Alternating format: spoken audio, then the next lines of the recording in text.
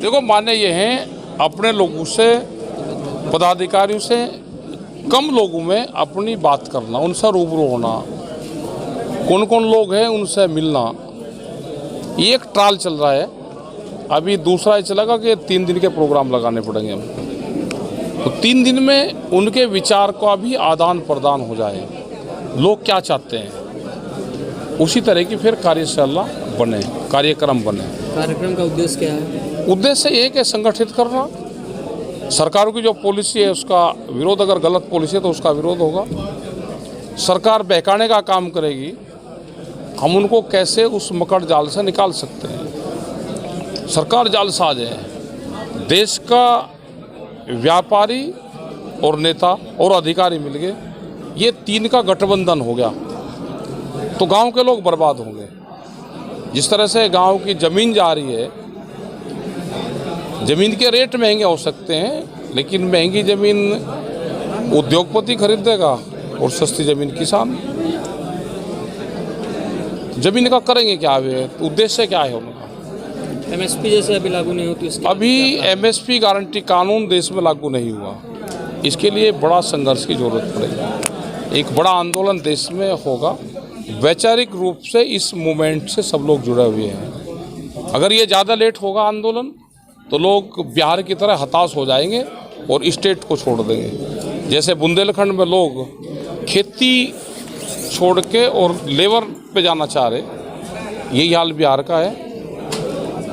अपने घर पे रह के ही संघर्ष को तेज करना पड़ेगा। तो क्या टिकैत जी, एक सवाल ये है कि क्या इस चुनाव को देखते हुए ही आंदोलन करने की? नहीं, ऐसा नहीं। हमारा चुनाव से कोई संबंध नहीं है, क्योंकि चुनाव तो देश में रहे ही नहीं। लोकतंत्र पूरा ख़त्म हो गया। इलेक्शन कमीशन अपने काम नहीं कर रहा। बहुत सी एजेंसियों पे सरकारी पहरा है। तो इस देश को तो आंदोलन बचा सकता है। इस देश को गांव के लोग बचाएंगे। पढ़ा लिखा लोग भी इस मूवमेंट में हमारे साथ नहीं आएगा। जो कारोबारी आदमी है वो हमारे साथ इस मूवमेंट में आएगा ही नहीं। अच्छा, आपने अभी कह रहे थे आपकी एक और कार्यक्रम होगा, कब होगा दोबारा प्रोग्राम चलेंगे। ये उनके प्रोग्राम बनाएंगे कि दोबारा 3 दिन के प्रोग्राम हमारे कैसे चलेंगे, उनका स्थान कहाँ होगा वो बनाएंगे प्रोग्राम। बुंदेलखंड के बुंदेलखंड में, बांदा में नहीं, अभी देखेंगे कहाँ पर उसका ट्रायल करेंगे। आपने अभी कहा था कि देश को उद्योगपति चला रहे हैं, कैसे उद्योगपति? बड़े उद्योगपति तो देश को चला रहे हैं भाई। जैसे यूएसए में वहाँ पे करीब 54 से 56 आदमी हैं जो पूरे अमेरिका को और आधे दुनिया को चलाते हैं। उसी तरह के यहाँ पे भी पैदा करे जा रहे हैं। सारी पॉलिसी उनके हिसाब से बनेगी, उद्योग धंधे उनके सिस्टम से जाएंगे। यहाँ पूंजीवाद नहीं, यहाँ पे सहकारितावाद चाहिए। पूंजीवाद की तरफ देश जा रहा है। और जब भारत सरकार कह रही कि 40% लोगों को हमको खेती से हटाना है, तो उनको कौन से सेक्टर में लेकर जाएंगे? सेक्टर तो फिर लेबर सेक्टर बचता है। लेबर के कानून में संशोधन कर दिया तो कहाँ लेकर जाओगे आप? अच्छा, इंडिया गठबंधन को आप कैसा देखते हैं? गठबंधन बना रहे सब लोग गठबंधन, लेकिन जब तक सत्ता की कुर्सी की खिलाफत नहीं होगी, उस कुर्सी की निगरानी नहीं रखी जाएगी और सत्ता की कुर्सी से विपक्ष वाले डरते रहेंगे, तो सत्ता हावी होती रहेगी और पॉलिटिकल पार्टियां, बहुत सी पॉलिटिकल पार्टियां टूट जाएगी।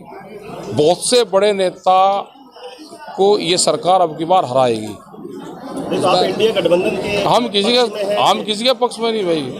हमारे भरोसा कोई ना रहे। हमारा तो आंदोलन पहले छत्तीसगढ़ में उनके खिलाफ था, अब इनके खिलाफ है। ये जो आपने किसान आंदोलन किया, विश्वव्यापी आंदोलन हुआ, काफी चर्चा हुई उसके बाद आप क्या महसूस करते हैं कि वो आंदोलन आपका सक्सेसफुल रहा? नहीं, बिल्कुल सक्सेसफुल रहा। बिल तो वापस ले लिए, तो कानून वापसी ले लिए, लोग आंदोलन करना सीख गए। लेकिन आंदोलन को और देश को कैसे दबाया जा रहा वो भी जनता के सामने आना चाहिए। आज जो बोलता